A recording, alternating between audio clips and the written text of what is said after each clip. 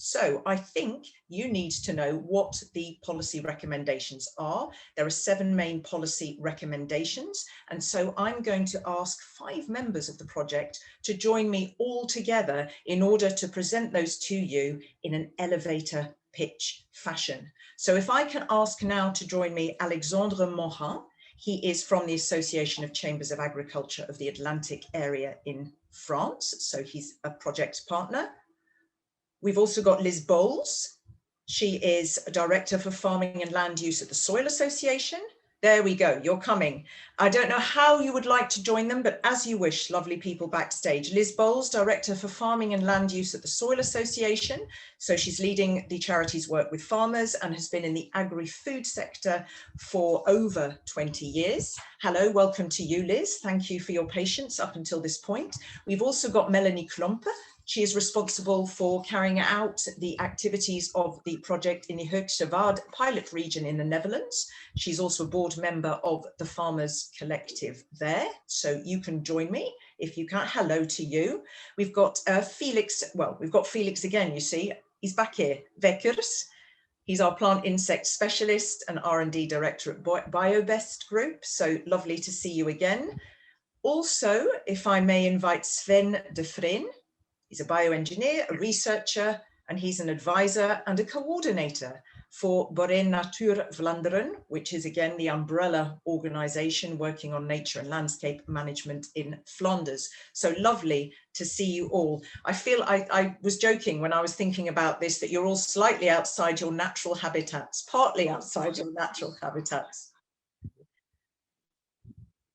But I'm so glad that you are.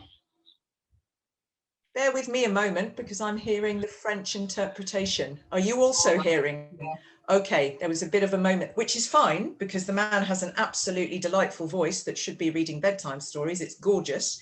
But you're here because all of this is about spreading this more widely and this kind of proof of practice approach to nourish policymaking. So Alexandre, give us a bit of an intro for this.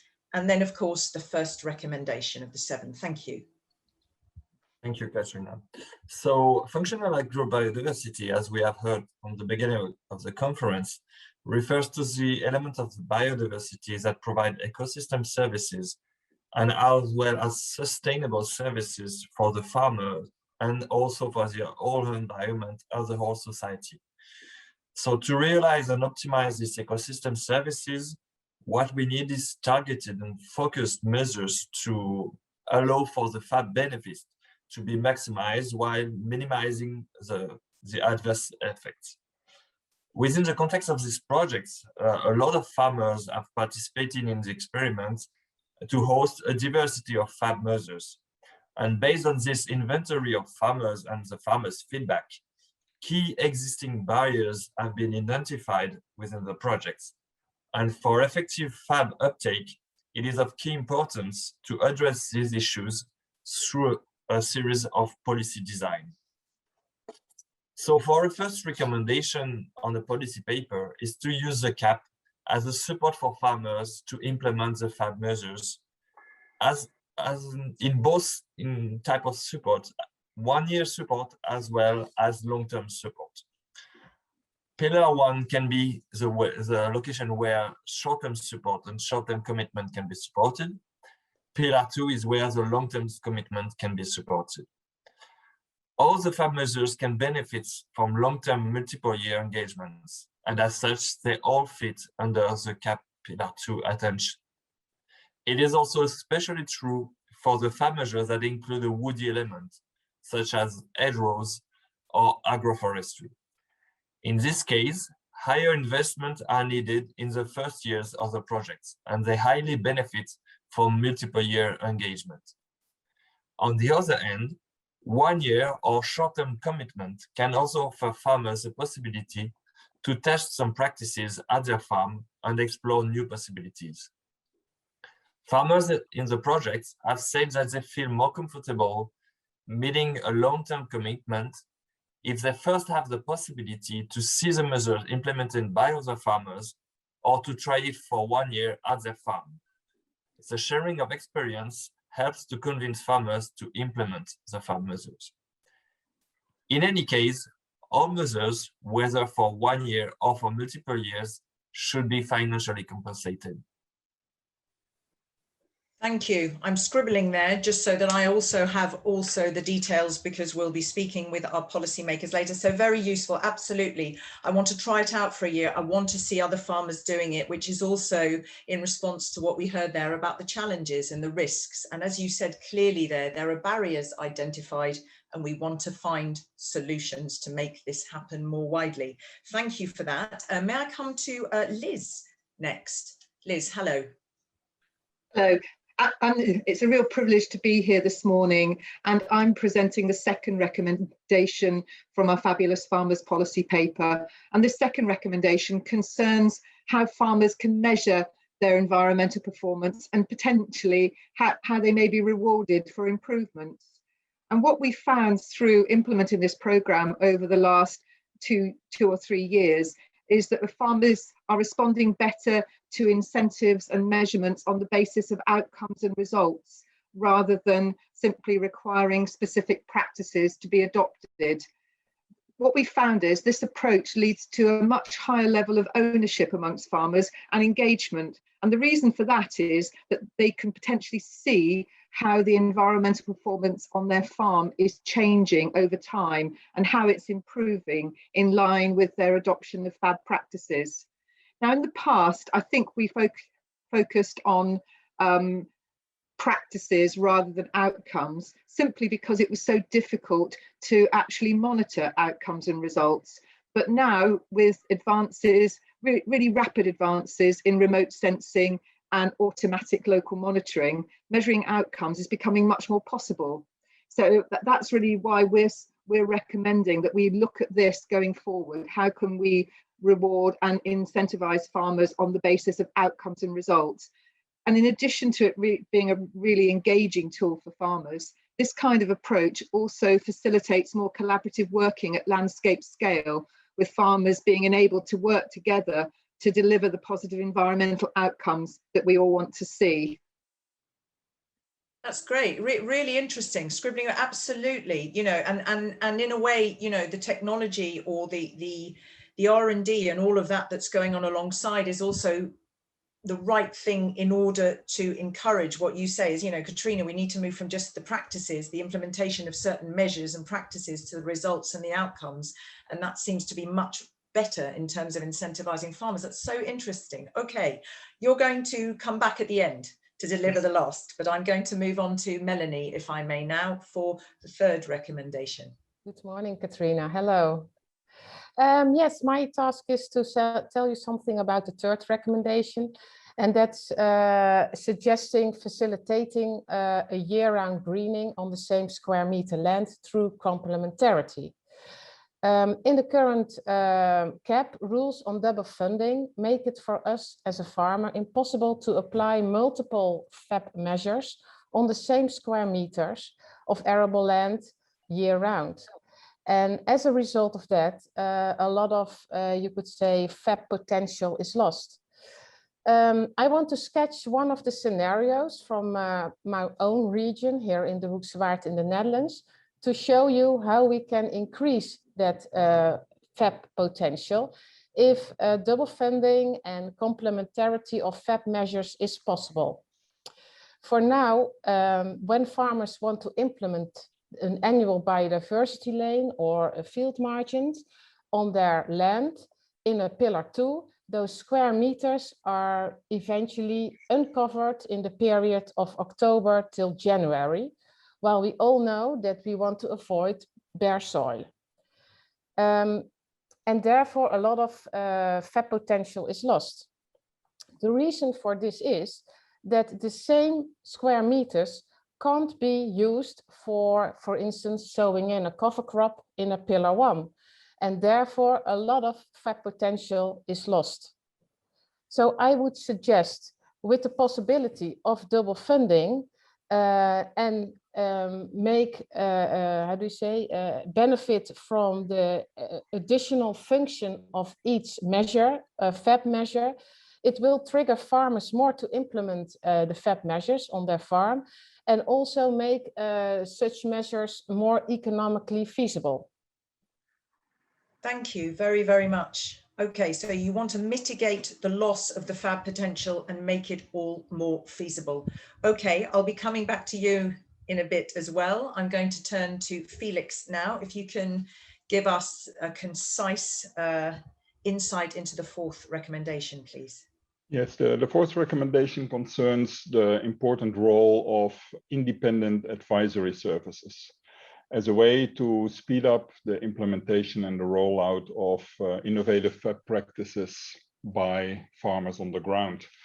And the reason that we need these advisory services is that the implementation of effective FAB measures requires new knowledge and management approaches that are not necessarily known to all farmers, and that farmers are not necessarily familiar with.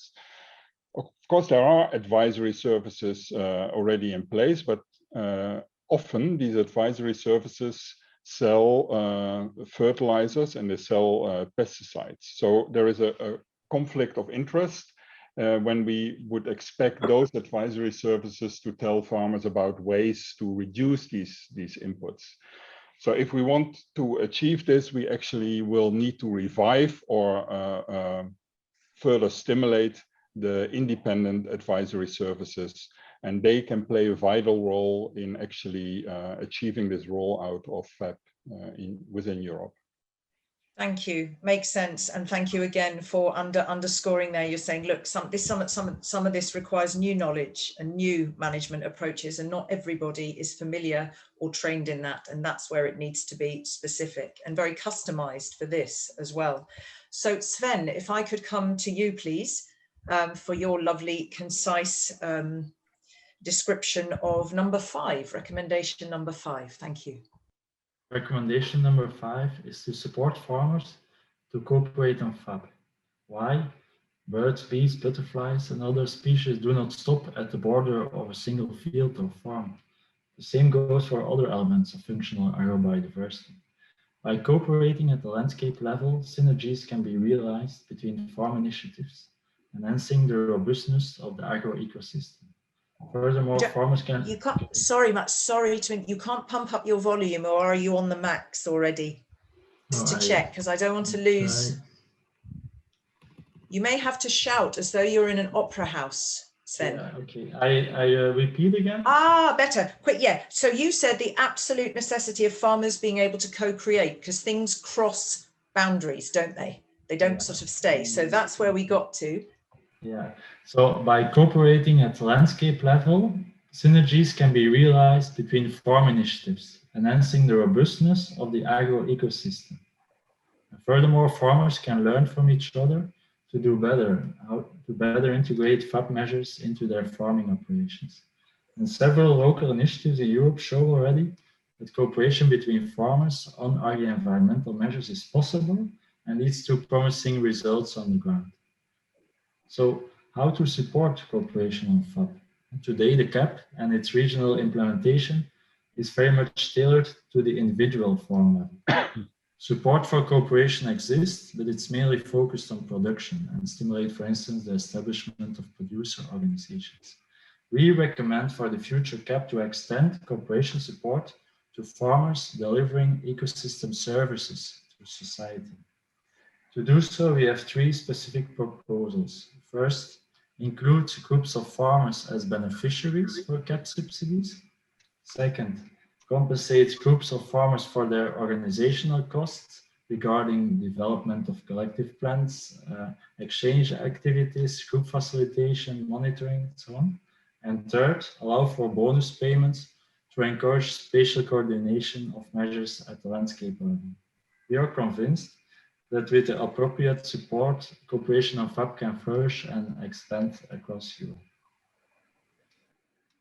Thank you. I was leaning in because I was wanting to catch everything. I trust that the interpreters did, but absolutely, you're saying there are local initiatives already that show this, but the CAP itself is to focus towards the individual, and we need that support in terms of co-creation. It makes sense.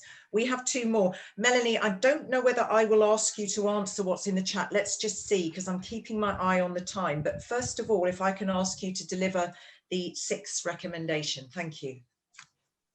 Thank you, Katrina. Our 6th recommendation is all about promoting FAP measures through a wider European law and policy alongside the CAP it's alone. FAP measures by farmers require an important change for the new CAP, but it's also very important to recognize that the potential of other European laws and policy in promoting and mainstreaming those FAP measures, including the 4 following policy themes. The first I want to tell you something about is the climate change, because a lot of FAP measures help to mitigate climate change by carbon sequestration and reducing greenhouse gas emissions, reduce soil erosion, and also improve the water retention from soils, which makes soils more resilient to drought and flooding risks. Examples of FAP measures can be using a cover crop, aiming for a covered soil 365 days in a year, and no convertible tillage or tillage. The second one is the biodiversity theme. Environmental laws have now a main focus on nature conservation areas, while agricultural plots can play a very impactful role with adding more biodiversity and create more robustness to those nature areas, and also be a part of a big green-blue network. The third theme I want to say something about is the nitrate issue. In general, FAP measures increase soil organic matter and prevent the loss of organic matter.